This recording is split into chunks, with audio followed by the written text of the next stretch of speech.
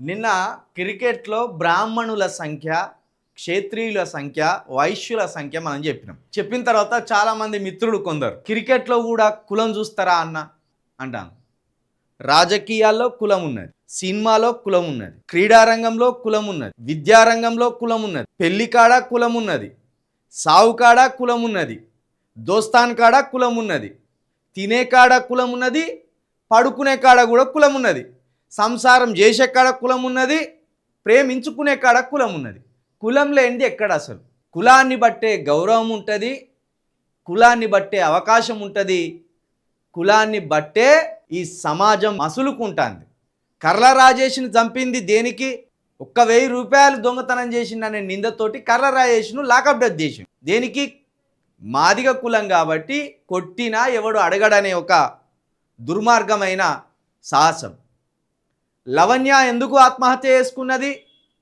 ప్రేమించుకునేటప్పుడు కులం అడ్డు రాలేదు, తిరిగేటప్పుడు కులం అడ్డు రాలేదు, తాలిబొట్టు కట్టే కాడ మాత్రం కులమడం వచ్చింది. ఇక్కడ ప్రతిదీ కుల కోణంలోనే ఆలోచించాలి.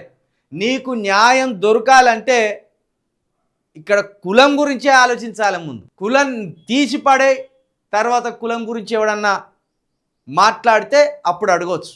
కులం ఉంటుంది కానీ కులం గురించి మాట్లాడొద్దు. కుల అసమానత ఉంటుంది కానీ కుల అసమానత గురించి ప్రశ్నించవద్దు. కుల కోణంలో దాడులు జరుగుతాయి కానీ ఆ దాడులను కుల కోణంలో చూడొద్దు. కుల కోణంలో హత్యలు చేస్తారు కానీ కుల కోణంలో హత్యలను విశ్లేషించవద్దు. క్రికెట్ టీములో క్రికెట్ మన భారతదేశంలో మొదలైనప్పటి నుంచి ఇప్పటి వరకు ప్రస్తుతం ఇప్పుడు ఆడుతున్న 11 మంది ప్లేయర్స్లో కూడా ఎవరి కులం ఏందో ఒక్కసారి తీసి లిస్టు చూడండి. ప్రతిదీ కులమే. సెలెక్టర్లు బ్రాహ్మణులే ఉన్నప్పుడు ఆ సెలెక్టర్లు ఎవరిని సెలెక్ట్ చేస్తారు? ఓడు పిచ్చివాదన అండర్-16, అండర్-17 అట్లా తీసుకుంటారు అంటారు. పుట్టంగానే కులం ఉన్నప్పుడు అండర్-16 అండర్-17 కులం ఉండదా? ఉదాహరణకు బాలీవుడ్ సినిమా రంగం ఉన్నది. మొదటి తరం బాలీవుడ్ హీరోలంతా బ్రాహ్మణులే. కొంత 90స్కి వచ్చినాక షారుఖ్ ఖాన్, సల్మాన్ ఖాన్, అమీర్ ఖాన్ ఈ ముగ్గురు అప్పుడప్పుడే సినిమాలోకి ఎంట్రీ ఇచ్చి కొంత 2000 వచ్చే వరకు టోటల్ బాలీవుడ్ని వాళ్ళ చేతుల్లోకి తీసుకున్నారు.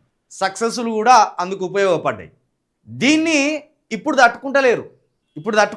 ఎందుకంటే గత 20 సంవత్సరాల క్రితం ఈ మతపరమైన అసమానత ఈ స్థాయిలో లేదు.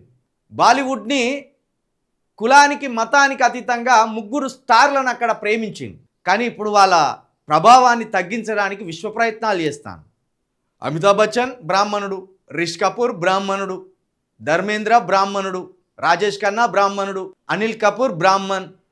అసలు ఎవరు బ్రాహ్మణ్ కాంది ఎవరు అక్కడ బాలీవుడ్ సినీ ఇండస్ట్రీలో? ఇక అక్కడి నుండి మన తెలుగు కత్తే ఇక ఎవరి హీరోలో జర చూడుర్రి. చిరంజీవి గారు కనుక సక్సెస్ కాకపోతే మొత్తం కమ్మలే హీరోలు.